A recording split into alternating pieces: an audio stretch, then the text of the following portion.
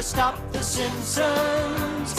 Have no fears, we've got stories for years, like Marge becomes a robot. In the classic episode Itchy and Scratchy Land, the Simpson family visit. Well, I'll let you figure that out. The Simpson family famously consists of 2 adults and 3 children. And somehow, even though I've seen this episode dozens of times, I never noticed that Homer sneaks Marge in as a child until a week ago. 1 adult and 4 children. Another thing most Simpson fans know is that all the characters have only 4 fingers, which was done purely to save money on animation. What you might not know is God is the only character to be depicted with the full 5 fingers. Which makes sense. I mean, the creators of The Simpsons have 5 fingers. So if The Simpsons meet the creator, stands to reason he has 5 fingers, right? There are many Easter eggs hidden throughout The Simpsons, but one of my favourites is the checkout till showing 847.63 when Maggie is scanned in early episodes. Seems like a random number, but that was actually the average monthly cost of raising a baby in the United States at the time. How times have changed. Another Easter egg hidden within The Simpsons appears in multiple episodes across multiple seasons. The Simpsons A113 Easter egg. For those of you who don't know, A113 in The Simpsons refers to a classroom at the California Institute of Arts where many animators attended, including Brad Bird, who worked on The Simpsons for its first 8 seasons. A113 appears multiple times in The Simpsons, usually a prison number or mugshot.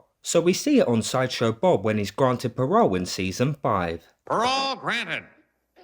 Again on Sideshow Bob's prison uniform in season 7. Krusty also has that same prison number when he's arrested after Sideshow Bob frames him in season 1. During the Do the Bartman music video, A113 is again visible, this time in Bart's mugshot. And finally, in the Simpsons Family Guy crossover, Chief Wiggum's police car has the license plate number, you guessed it, A113. In season 6 episode 9, Homer Badman, Homer is falsely accused. I'm gonna leave it there. If you want to know what happens, look the episode up. The media jumps on the bandwagon and portrays Homer as a monster. Homer Simpson may be many things, but he's not that. When evidence surfaces that proves Homer's innocence, the media, mainly a show called Rock Bottom, which I'm not sure if it's real or not, is forced to admit they were wrong, and they post this retraction. Rock Bottom would like to make the following corrections.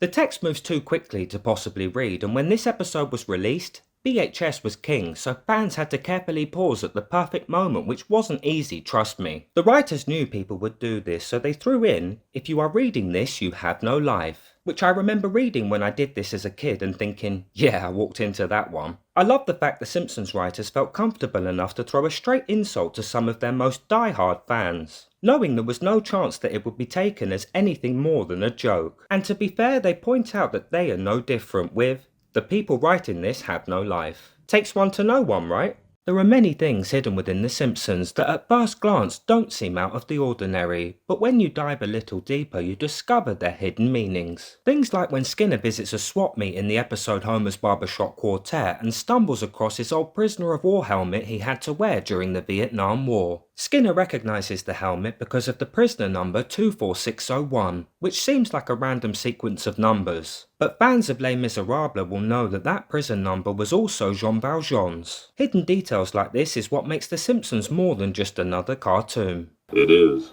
It really, really is. Another hidden detail is Springfield's hairdressing salon Harry Shearer's, which is a nod to longtime cast member Harry Shearer, voice of Reverend Lovejoy, Mr. Burns, Ned Flanders, and many more. The salon appears in Season 9 Episode 7 and Season 12 Episode 15. In Season 14's Treehouse of Horrors episode, Homer uses a magic hammer to clone himself multiple times. When the cloning gets out of hand, we swiftly move past a number of Homer clones, including a version that wears glasses. I think a reference to the episode where Homer finds Henry Kissinger's glasses. We get an even more overweight version of Homer than he actually is. We also see Peter Griffin, which is a jab at the Family Guy writers that their cartoon is just a Simpsons clone. And we even get a Tracy Ullman Show version of Homer too. Let's all go out for some frosty chocolate milkshakes. Ah, those were the good old days. As you'd expect, the Simpson writers frequently reference their second show Futurama in the form of hidden Easter eggs.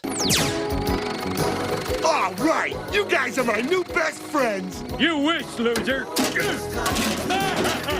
How many of these did you notice? In season 15 episode 18, when Marge visits a bookstore, we briefly see a Futurama poster in a blink and you'll miss it Easter egg. In season 10 episode 9, when the Simpsons visit the Baimon Sci-Fi Con, Lisa bumps into some of her school friends and one of them is wearing a Futurama t-shirt. In season 11 episode 15, during a Fox telethon, Bender of all robots is taking donations. In season 12 episode 9's couch gag, the Simpsons enter through tubes just like Futurama and we briefly see the show's protagonist Philip J. Fry, before he's replaced with Bart. In season 24 episode 6, Springfield is completely inundated with advertisements and one of them is for a product that's very popular in Futurama. But if you knew how they made it, you'd never drink it. And Slurm again appears in season 26 episode 22's Rick and Morty inspired couch gag, which is hands down my favourite of any Simpsons episode. We need a crossover between these two shows before one or both of them get cancelled. Have no fears, we've got stories for years, like